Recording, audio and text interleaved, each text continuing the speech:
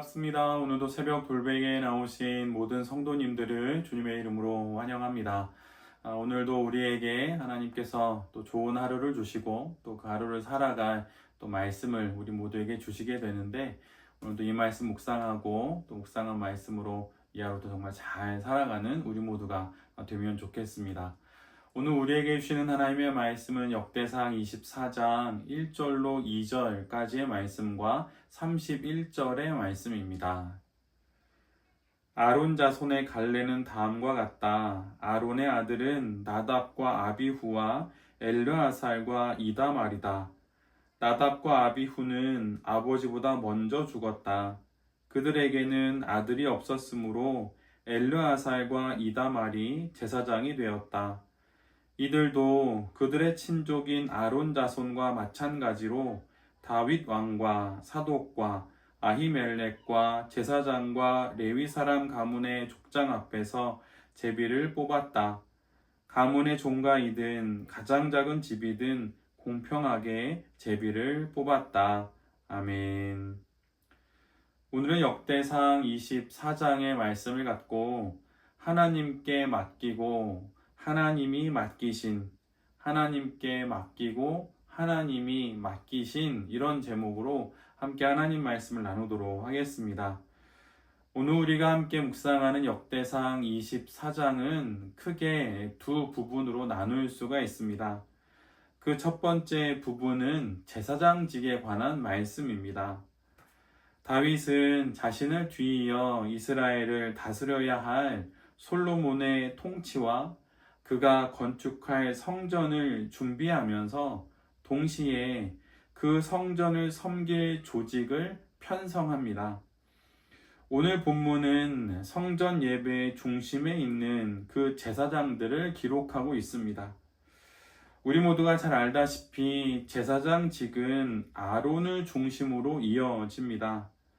아론에게는 4명의 아들이 있었습니다. 그러나 그중 첫째와 둘째 아들인 나답과 아비후는 하나님이 허락하지 않으신 그 불로 분향을 하다가 죽음을 맞게 됩니다. 그래서 셋째와 넷째 아들인 엘르아살과 이다말이 제사장으로 구별되어서 또 하나님을 예배하는 그 제사를 섬기게 됩니다. 이후 제사장직은 이 두 아들을 중심으로 나뉘어집니다. 이들 가문은 성전에서 제사를 집례하고 이스라엘의 죄를 속하는 신성한 소명을 수행하게 되는 것이지요. 나답과 아비후로 인해 하나님을 향해 드려져야 할 제사가 끊어질 뻔하지만 여러 우여곡절을 뚫고 예배는 이어집니다. 가장 경건해야 할 제사장들이 가장 주의를 기울여야 할 예배를 소홀히 함으로 예배가 끊어질 위기에 처하지만 하나님께서는 또 다른 사람들을 준비하셔서 그들을 통해 예배를 이어가게 하십니다. 성도에게 있어서 사실 신앙의 여정 가운데 많은 것들이 중요하지만 가장 중요한 것은 바로 예배입니다. 예배만큼 한 영혼이 온전히 하나님 앞에 나아가서 하나님의 은혜로 새로워질 수 있는 시간과 장소는 없습니다. 그런데 그 예배가 끊어질 위험이 생기지요. 그러나 그럼에도 불구하고 하나님께서 다른 사람을 세워 예배가 끊어지지 않도록 그렇게 하나님이 은혜를 주십니다. 참으로 감사한 일이고 또한 어떤 면으로 보면 참으로 놀라운 일입니다. 우리들이 살아가는 우리의 신앙 인생에서도 마찬가지입니다. 결코 끊어지지 않아야 하는 것은 예배입니다. 가끔 긴 시간 교회를 떠났던 이들이 다시 교회에 나간다는 소식을 건너 듣거나 볼 때가 있습니다. 그럴 때면 저도 모르게 속으로 참 잘됐다, 참 좋다, 이런 말을 하곤 합니다. 어느 인생에 예배가 끊어지지 않는다면 그것으로 이미 희망이 있는 것입니다. 어느 한 생명의 예배가 여전히 지속되고 있다면 그것은 이미 살아난 생명이요, 회복된 인생입니다. 일주일에 한 번 교회에서 지체들과 함께 예배하는 것, 그것은 정말 너무나도 귀하고 정말 아름다운 일입니다. 그런 은혜를 누리고 있다면 계속 잘 누리시고, 또 만약 그렇지 않다면 오늘의 말씀을 계기 삼아 또 하나님의 성전에 나가 다른 성도들과 함께 예배할 수 있는 우리 모두가 되면 정말 좋겠습니다. 그런데 생각해 보면 어찌 이 귀한 예배를 일주일에 한 번만 드리겠습니까? 혼자만의 예배인 말씀 묵상과 또 개인 기도를 통해 매일 예배하는 인생이 된다면 이것만큼 복된 것도 없을 것입니다. 날마다 예배가 끊어지지 않는 그런 우리 모두의 인생이 되기를 간절히 기도합니다. 우리의 마지막 날 우리가 하게 될 것이 무엇일까요? 그날도 우리는 분명 예배를 드리게 될 것입니다. 우리의 생이 다하는 그날까지, 또 그 생을 넘어 영원한 나라에서까지 예배가 끊어지지 않는, 예배가 계속되는 그런 인생을 살아가는 우리 모두가 되어야 할 것입니다. 오늘 본문의 두 번째 단락은 제비를 뽑아서 제사장직을 배분하는 과정을 기록하고 있습니다. 제비 뽑기는 오늘날에는 다소 생소하지만 고대 세계에서는 흔한 결정의 방식이었습니다. 특별히 성경 속에서도 여러 본문에서 제비 뽑기가 등장합니다. 그렇다면 제비를 뽑는 이유는 무엇일까요? 정리해보자면 크게 두 가지가 있습니다. 첫째는 하나님께서 제비 뽑기를 통해 일하신다는 그런 기대가 있고, 이를 통해 하나님의 뜻을 확인할 수 있다고 여기는 그런 의미가 있습니다. 잠언 16장 33절에 이런 말씀이 있습니다. 제비는 사람이 뽑지만 결정은 주님께서 하신다. 이와 같은 믿음이 있기에 정말 중요한 일에 있어서 하나님의 뜻을 물으며 제비를 뽑는 것입니다. 즉, 그 일에 관해서 하나님께서 결정하시도록 그렇게 하는 것이죠.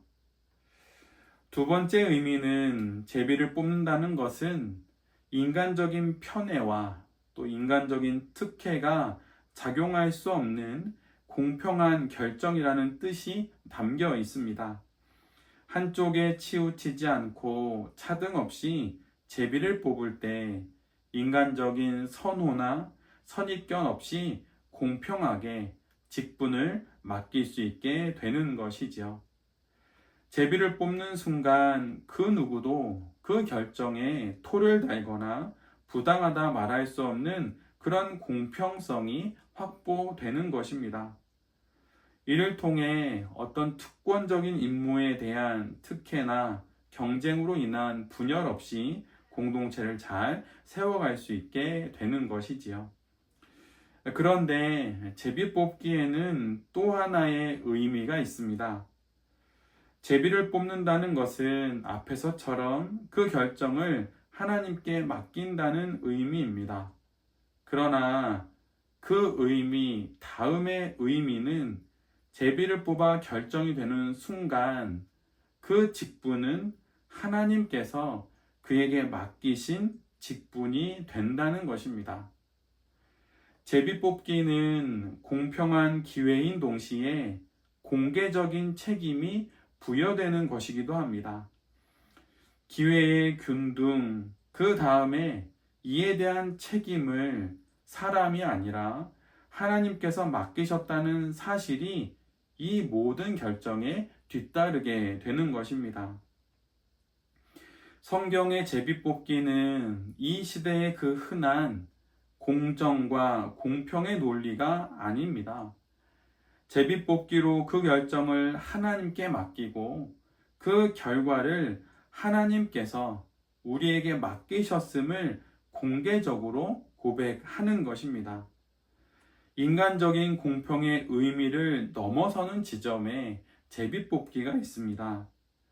하나님께 선택을 맡겨드리고 그 결과를 하나님이 맡겨주신 걸로 알고 받는 것까지가 제비뽑기의 의미입니다. 그래서 제비가 뽑혔다고 좋아만 할 것이 아닙니다. 그것은 기회를 잡은 것인 동시에 무거운 책임을 하나님으로부터 부여받은 것입니다. 지금 우리가 맡은 직분과 세상에서의 어떤 지위와 역할을 하나님으로부터 부여받은 것이라고 여기면 그것이 제비뽑기의 정신을 갖고 일을 감당하는 것입니다. 하나님께서 제비를 뽑아 우리 각자에게 그 모든 것을 맡긴 것이며 우리는 이에 대한 책임을 갖고 있는 것입니다. 그것이 바로 성도의 신앙 인생이고 그것이 바로 우리가 지금 맡고 있는 일이고 직분이고 사업인 것입니다. 이런 마음으로 지금 우리에게 허락하신 우리 삶의 모든 일들을 하나님께 맡기고 또한 하나님께서 우리에게 맡기신 그런 일이라고 하는 사실을 잘 기억하면서 책임 있게 잘 감당하고 또한 그렇게 잘 살아가는 우리 모두가 되어야 할 것입니다.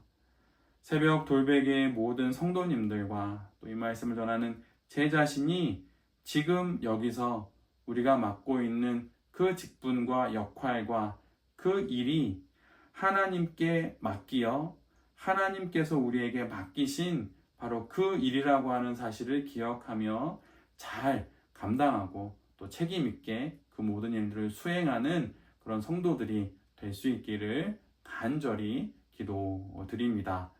아멘. 함께 기도하겠습니다.